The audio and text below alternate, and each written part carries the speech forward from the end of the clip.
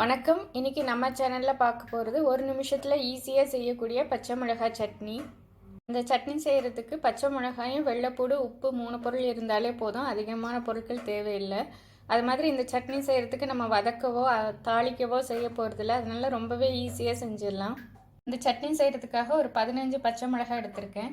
7 பல் பூண்டு. தொலி உரிக்கணும்னு அவசியம் இல்லை, அப்படியே தொலியோடையே சேர்த்துக்கலாம். சட்னிக்கு தேவையான அளவுக்கு உப்பு. சட்னி அரைக்கிறதுக்காக மிக்ஸி ஜார் எடுத்திருக்கேன். இதில் நம்ம எடுத்து வச்சுருக்கிற பச்சை மிளகாயும் வெள்ளைப்பூடு உப்பு எல்லாத்தையும் ஒன்றா சேர்த்துக்கலாம். தண்ணி எதுவும் சேர்க்காமல் இந்த மாதிரி கோர்ஸாக அரைச்சதுக்கப்புறமா தேவையான அளவுக்கு கொஞ்சமாக தண்ணி ஊற்றி திருப்பி அரைச்சிக்கலாம். ரொம்பவும் வலுவலுன்னு அரைக்கணும்னு அவசியம் இல்லை, இந்த மாதிரி கரகரப்பாக இருந்தாலே நல்லாயிருக்கும். பச்சை மிளகாய் சட்னி ஒரு நிமிஷத்துக்குள்ளேயே ரெடி. காரம் விரும்புகிறவங்களுக்கு இந்த பச்சை மிளகாய் வெள்ளைப்பூடோட பச்சை வாசனையோட இந்த சட்னி ரொம்பவே நல்லாயிருக்கும். அதிக காரம் தேவையில்லைன்னு நினச்சாங்கன்னா காரம் இல்லாத பச்சை மிளகாயிலையும் இந்த மாதிரி சட்னி செய்யலாம், நல்லாயிருக்கும்.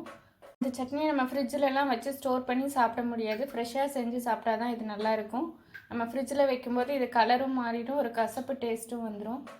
ஃப்ரெஷ்ஷாக செய்யும்போது நல்லா வாசமாக இருக்கும். இட்லி தோசைக்கு நல்லெண்ணெய் சேர்த்து சாப்பிடும்போது இது ரொம்பவே நல்லாயிருக்கும். இதை நீங்களும் ட்ரை பண்ணி பாருங்கள். இதே மாதிரியான இன்னொரு வீடியோவில் உங்களை சந்திக்கிறேன்.